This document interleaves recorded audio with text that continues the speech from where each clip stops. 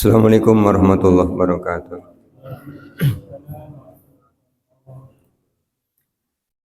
Innal hamdalillah nahmaduhu wa nasta'inuhu wa nastaghfiruh wa na'udzu billahi min shururi anfusina wa min sayyiati a'malina may yahdihillahu fala mudhillalah wa may yudlil fala hadiyalah. Asyhadu an la ilaha illallah wahdahu la syarika lahu wa anna Muhammadan abduhu wa rasuluh. Allahumma shalli ala Muhammad wa ala ali Muhammad kama shallaita ala Ibrahim wa ala ali Ibrahim barik ala Muhammad wa ala ali Muhammad kama barakta ala Ibrahim wa ala ali Ibrahim innaka Hamidum Majid. Bapak dan Ibu yang mudah-mudahan dirahmati oleh Allah. Melanjutkan kajian tafsir Al-Quran masih di surah An-Nisa. Kita akan mulai dari ayat 94. Ayat ini oleh Allah diturunkan terkait dengan sebuah peristiwa yang pernah dialami oleh para sahabat ketika ada seorang laki-laki dari Bani Sulaim menggembalakan kambing, kemudian bertemu dengan para sahabat. Penggembala kambing ini mengucapkan salam, tetapi para sahabat kemudian menyampaikan jangan-jangan dia mengucapkan salam agar diberikan keamanan, karena kan situasinya masih situasi dalam keadaan perang. Boleh jadi orang yang mengucapkan salam itu ternyata tidak beragama Islam, hanya upaya untuk mendapatkan perlindungan. Kemudian beberapa orang sahabat ini melakukan penyerangan kepada laki-laki tadi, diserang sendirian, akhirnya kalah, terbunuh. Setelah terbunuh, kambing-kambingnya kemudian diambil ya, sebagai ghanimah. Maka Allah Subhanahu wa taala kemudian menurunkan Al-Qur'an surah An-Nisa ayat 94. A'udzu billahi minasyaitonir rajim. Bismillahirrahmanirrahim. Ya ayyuhalladzina amanu, wahai orang-orang yang telah beriman, idza apabila darabtum, kalian bepergian fi sabilillahi, di jalan Allah, fatabayyanu, maka bertabayunlah kalian. Wala taqulu, dan janganlah kalian mengatakan, liman, kepada orang alqa, yang berjumpa, ilaikum, kepadamu, assalama, dengan mengucapkan salam, lasta mu'minan, dia bukan orang mukmin. Tabdaguna, kalian menginginkan aradul hayatid dunya, kehidupan dunia. Fa indallahi, maka di sisi Allah, maghanimu katsiratun, ada harta yang banyak. Kadzalika, demikianlah, kuntum, keadaan kalian, min qablu, sebelum itu. Famannallahu, kemudian Allah memberikan anugerah, alaikum, kepada kalian, fatabayyanu, maka bertabayunlah. Innallaha, sesungguhnya Allah, kana, adalah, bima ta'maluna, terhadap apa yang kalian kerjakan, khabiron, maha meneliti. Melalui ayat 94 Allah menegur sahabat-sahabat tadi, karena Allah tahu apa yang terpikirkan di dalam hati dan pikiran mereka. Ketika mereka menyampaikan bahwa laki-laki ini pura-pura mengucapkan salam agar mendapatkan keselamatan, Allah tahu kalian tidak itu. Sebenarnya kalian menginginkan kambing-kambingnya. Makanya oleh Allah dibilangi, tabtaguna aradul hayatid dunya. Kalian itu niatnya bukan menolak ucapan salamnya, tapi niatnya adalah menguasai kambing-kambing gembalaannya. Karena Allah kan tahu apa yang dipikirkan oleh kita Apa yang diniatkan oleh kita, apa yang diucapkan itu Allah tahu. Maka Allah turunkan ayat ini untuk mengingatkan para sahabat dan mengingatkan kita semua bahwa orang-orang yang mengaku secara lahiriah beragama Islam, ya memang beragama Islam. Di kitab Sahih Al-Bukhari, kajian kita Ahad malam Senin, pada kitab tentang wudhu, Rasulullah SAW itu kan menerangkan bahwa seseorang yang mengucapkan kalimat syahadat atau seseorang mengucapkan kalimat tahlil itu sudah dianggap beragama Islam. Jadi ciri orang beragama Islam, ciri lahiriahnya dapat diketahui dari 4 kegiatan. Yang pertama mau mengucapkan kalimat tahlil, la ilaha illallah.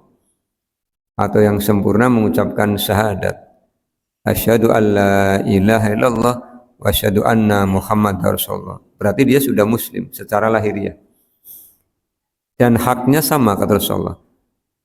Haram darahnya kita jaga nih, tidak boleh disakiti. Haram hartanya tidak boleh diambil. Haram kehormatannya tidak boleh dicela, tidak boleh dicaci. Ini tanda lahiriah. Karena ucapan tahlil, ucapan syahadat bisa didengar. Kenapa tandanya bukan saum, puasa? Puasa tidak bisa dilihat. Kadang orang kelihatannya lemes ya, tapi ternyata kan tidak puasa. Karena gulanya turun. Atau gulanya naik, ya lemes kan Pak.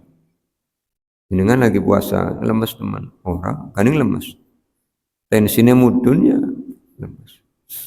Anemia ya lemes. Ditagih utang bolak-balik ya lemes.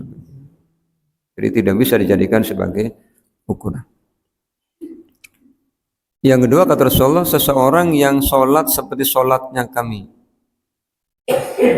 Orang yang sudah sholat, perkara sholatnya tumakninah atau tidak, khusyuk apa tidak, itu sudah tanda bahwa dia itu muslim. Sholatnya seperti sholatnya kami. Artinya mengikuti gerakan-gerakannya Rasulullah. Kalau khusyuk itu kan urusannya hati, pikiran yang tahu Allah SWT. Yang ketiga, sholatnya menghadap ke arah kiblat kami. Ini tanda orang muslim. Nah, yang keempat, makan sembelihan dengan cara sembelihan kami. Itu tanda lahiriah seseorang beragama Islam. Jadi jika ada satu di antara tanda-tanda ini, maka dia itu muslim. Haknya sama. Kemudian yang berikutnya di ayat ini, Allah memberikan peringatan kepada para sahabat, juga kepada kita semua.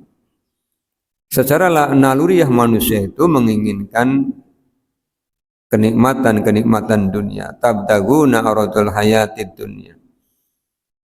Dan bukankah ini juga yang menjadi karakter fitrah kita semua Bapak?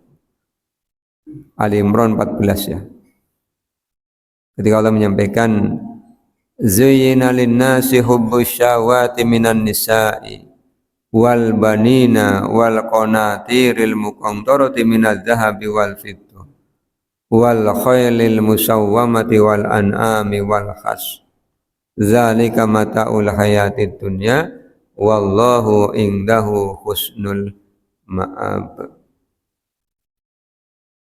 Allah telah memberikan hiasan di dalam hati kita, kecintaan kepada lawan jenis, kecintaan kepada anak-anak, kecintaan kepada harta yang banyak.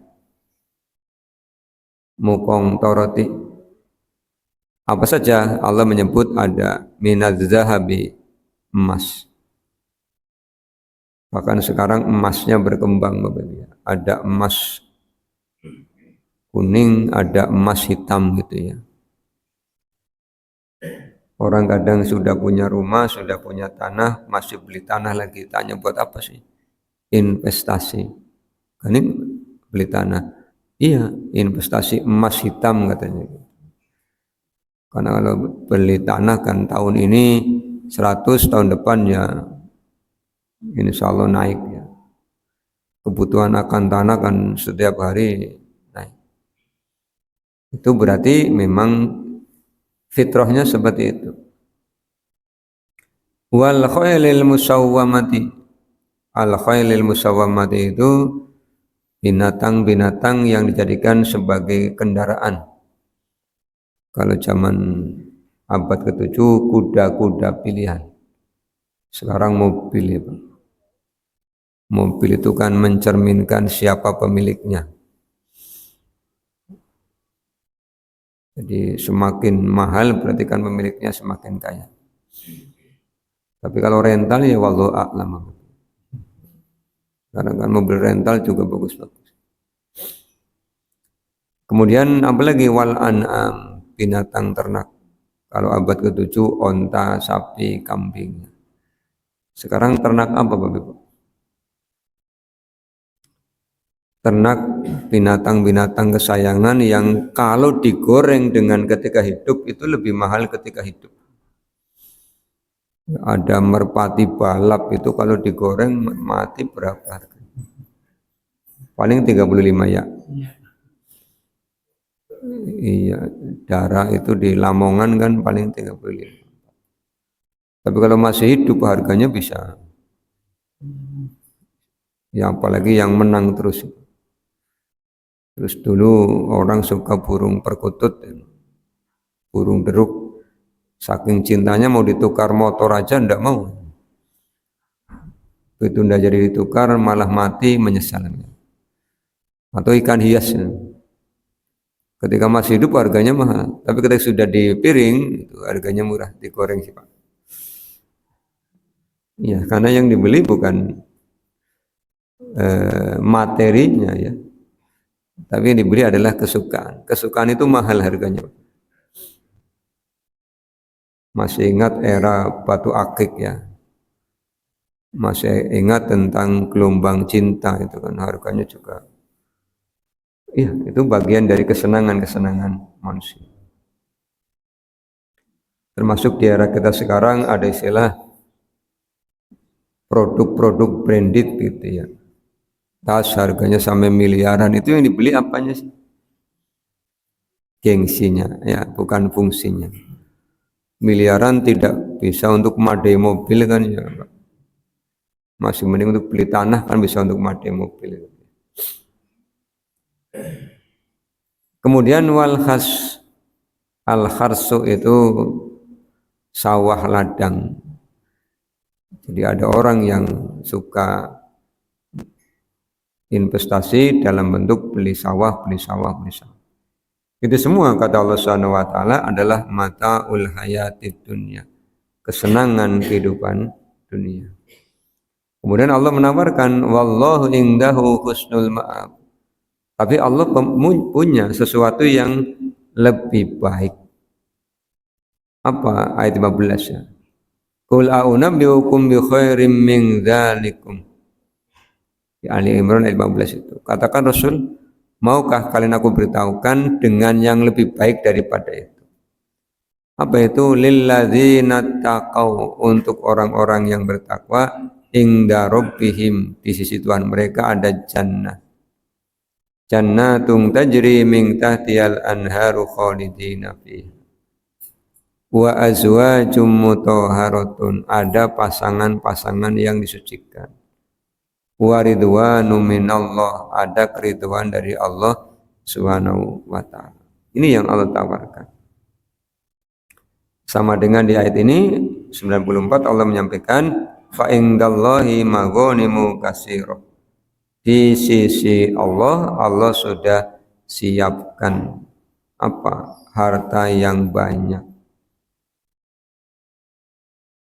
Kemudian informasi selanjutnya Allah mengingatkan, itulah karakter kalian sebelum diingatkan. Sama dengan karakter kita Bapak Ibu. Kalau Allah tidak turunkan Al-Quran, kalau Allah tidak berikan kita hidayah Al-Islam, ya kita akan salah arah. Karena kebanyakan manusia, kata Allah SWT, lebih memilih kenikmatan-kenikmatan dunia dan mengabaikan tawaran kenikmatan akhirat. Kata Allah SWT di Al-A'la itu kan bal tu'sirunal hayatad dunya wal akhiratu khairu wa abqa. Kebanyakan manusia lebih memilih dunia, padahal akhirat itu lebih baik dan lebih kekal. Di Ad-Duha juga Allah menyampaikan, walal akhiratu khairul laka minal ula. Dan sungguh akhirat itu lebih baik bagimu minal ula. Ula di sini bukan diartikan pertama, tapi diartikan dunia. Ini perintah untuk bertabayun sampai diulangi 2 kali oleh Allah, fatabayyanu. Ya, bertabayunlah, minta penjelasanlah. Itu 94. Sekarang kita ke 95, 96.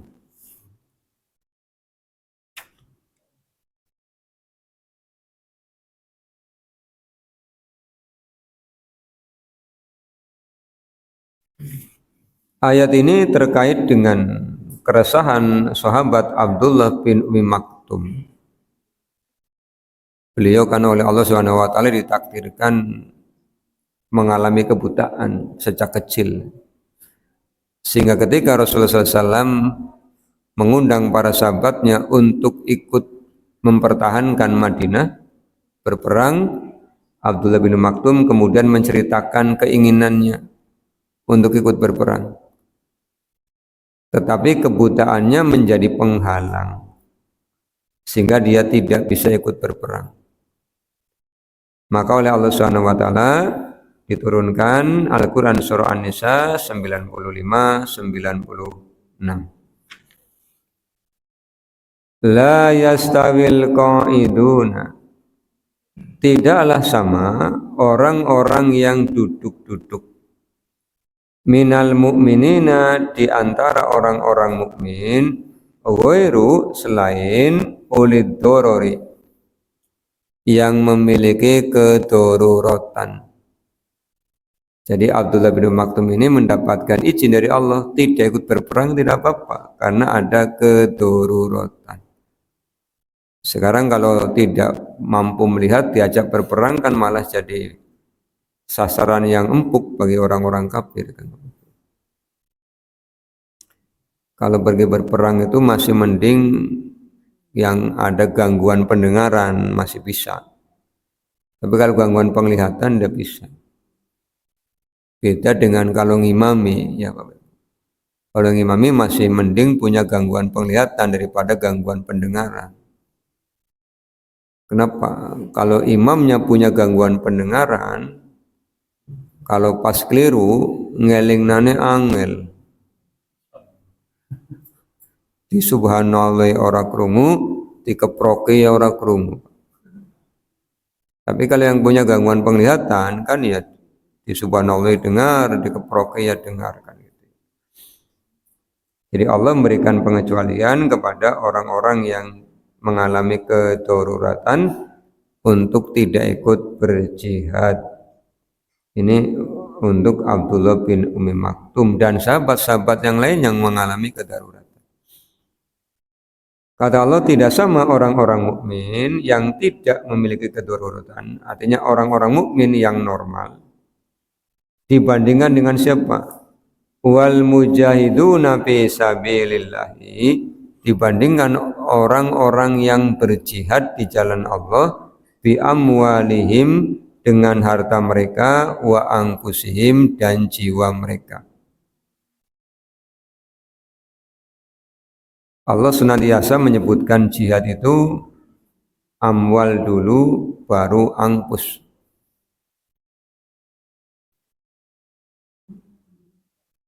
Jihad amwal dengan cara apa? Dengan cara membelanjakan hartanya di jalan Allah. Maka kita sudah mengkaji ayat-ayat tentang syariat infak. Itu juga bagian dari jihad. Kenapa membelanjakan harta itu masuk kategori jihad? Sebab musuhnya adalah bakhil. Dan kita semua punya penyakit ini. Allah yang menerangkan di Al-Quran surah Al-Adiyat. Jadi Bapak Ibu terima apa tidak yaitu Memang informasinya begitu.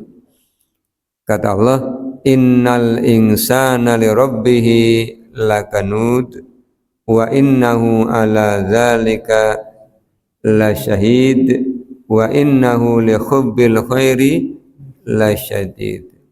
Ini pada kalimat wa innahu li hubbil khair. Wa innahu, dan sesungguhnya manusia, li hubbil khairi, mencintai al khair di sini maknanya bukan baik tapi harta. Jadi manusia kalau sudah mencintai harta, kata Allah, la syadid. La syadid itu yang gegem, kenceng. Kalau untuk diinfakkan itu pasti perang batin dulu.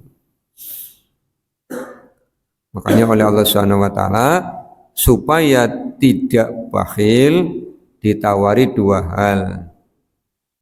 Satu, kata Allah, aku ndak minta, aku pinjam. Man dzalladzi yuqridullaha qardon hasana fayudha'ifahu lahu ad'afan katsirah wallahu yaqbitu wa yabsutu wa ilaihi turja'un. Kata Allah, kalau kalian berinfak di jalanku, kalian tidak memberi tapi meminjamiku. Apa Allah butuh? Enggak. Jadi ibaratnya titip investasi. Yang kedua, Allah menjanjikan apa, Bapak Ibu? Akan dikembalikan. Kalau amalia biasa itu oleh Allah dinilai 10. Al-An'am 160. Man jaa bil hasanati falahu asru amsalihha. Siapa yang datang kepada Allah membawa satu kebaikan, maka Allah akan balasi dengan 10 kebaikan. Makanya kita sholatnya 5 waktu, tapi nilainya 50. Puasanya 1 bulan, tapi nilainya 10 bulan. Tambah 6 hari di bulan Syawal, 60 hari sama dengan 2 bulan. 10 tambah 2, 12 sama dengan 1 tahun. Tapi kalau kita ibadah dengan harta bukan 10 tapi 700. Al-Baqarah ayat 261. Makanya oleh Allah disebut sebagai jihad. Sehingga saya bolak-balik mengingatkan, berinfak itu yang penting besar ikhlas lebih baik daripada kecil tidak ikhlas.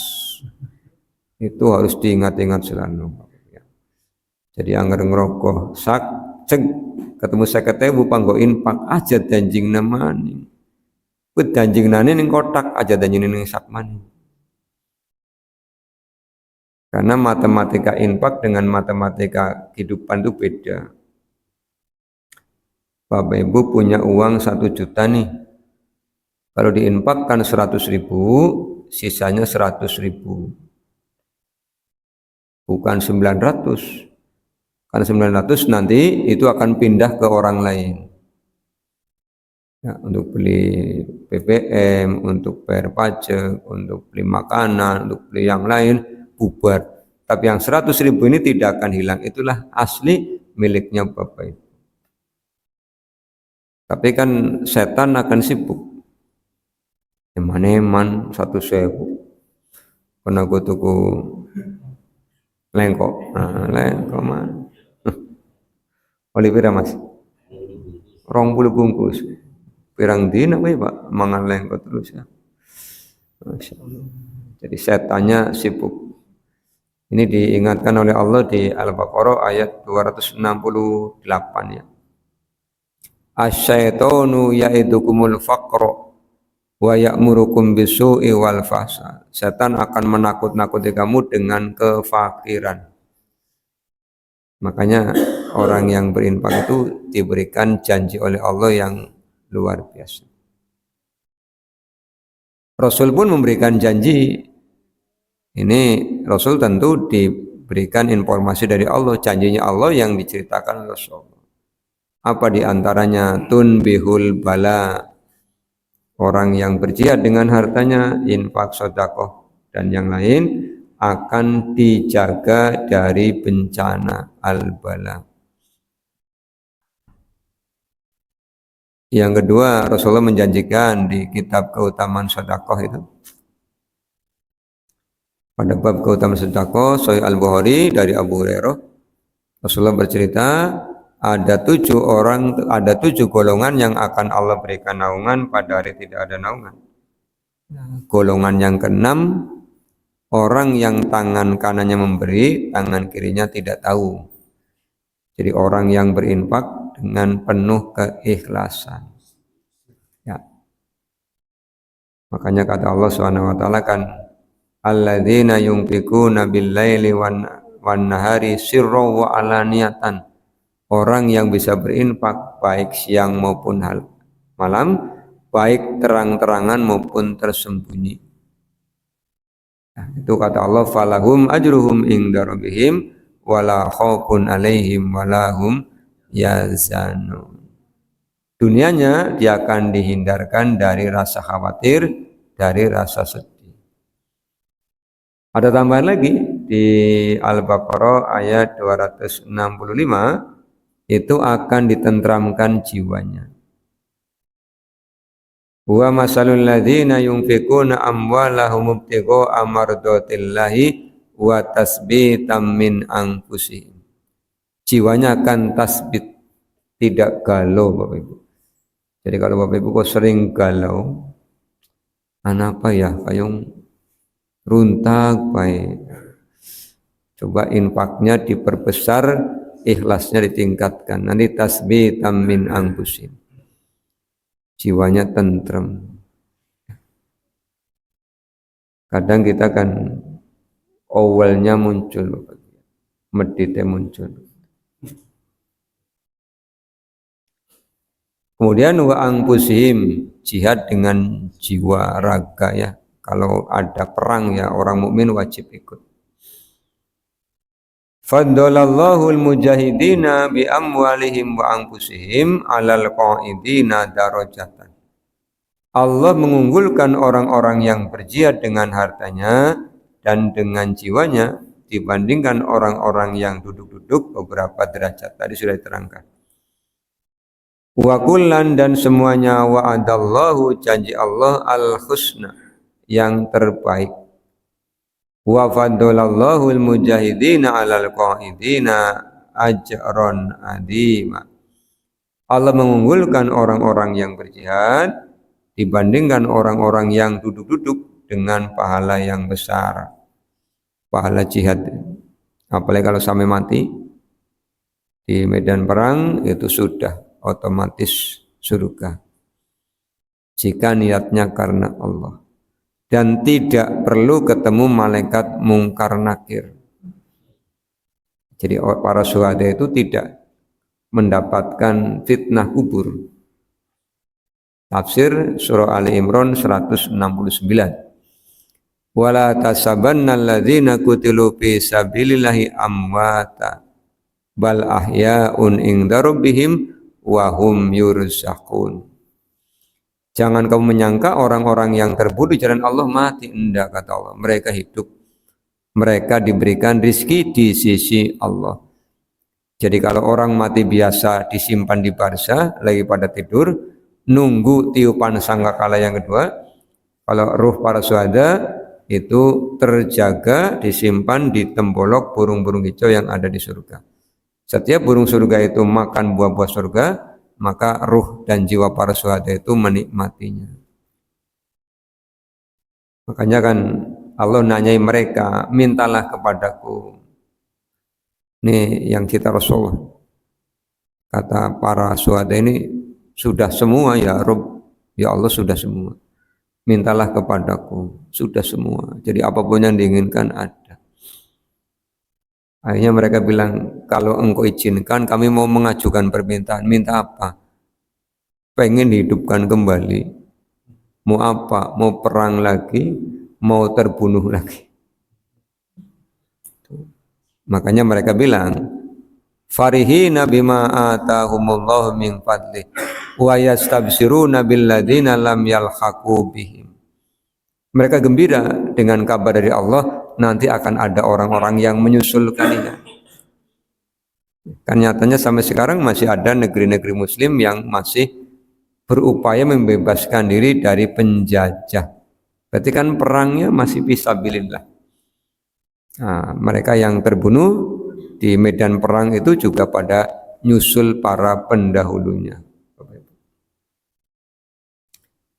96 darajatim minhu wa maghfiratan wa rahmah.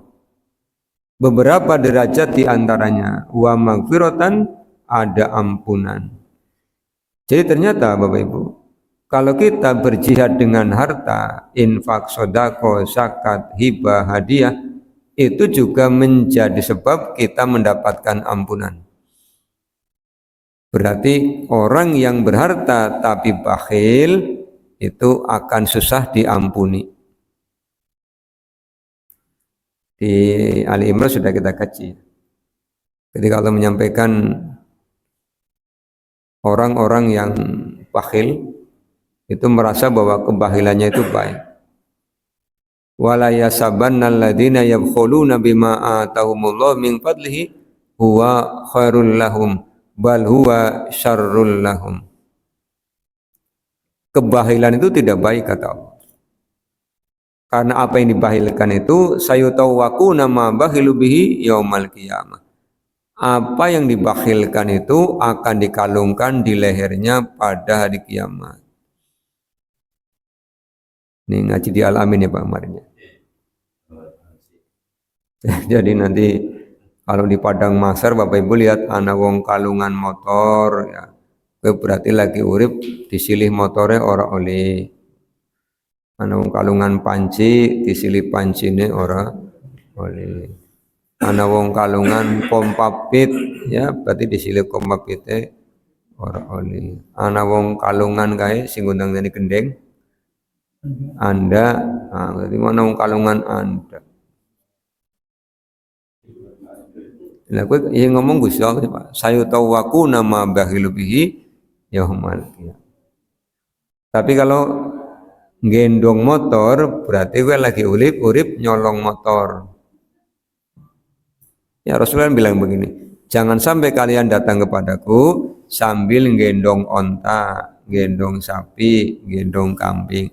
Angger gendong kowe berarti maling, koruptor. Angger kalungan berarti wong medit Bapak Ibu ya. Hati-hati. Iya jadi kan tangga mono. Bu, apa? Kayaknya paling liwat ke pancine bocor. Terus pimen? Ana panci, ana nyilih. Bae mana? Aja nganti aja apa kalungan kiye berarti. Kowe Ali Imran Bapak. Ali Imran 180. Makanya orang kalau ngaji terus ngandel, insya Allah jadi wong bener Bapak.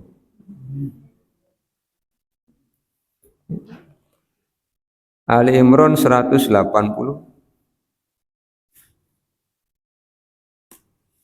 Kadang-kadang Pak, kenyong paning pasar saja lihat motornya nganggur pandenggo di pandenggo. Boleh nganti wonge balik maning motornya meneng PE ya memang ya. Dasare bakhilun wa meditun wa kucitun kondarane engko ning akhirat darane ora kalungan motor ya. Iya, yang penting jangan dipinjam terus didol, ya pelanggaran. Wa rahmatan, dan akan diberikan rahmat. Dan ingat Bapak Ibu, bahwa masuk surga bukan karena amal, tapi karena rahmat. Salah satu cara mendapatkan rahmat Allah adalah berjihad. Karena kita tidak perang, ya jihadnya dengan harta. Wa kana Allah, dan adalah Allah Ghafurur Rahim, Maha Pengampun lagi Maha Penyayang. Selesai 95 96. Ada pertanyaan Bapak Ibu?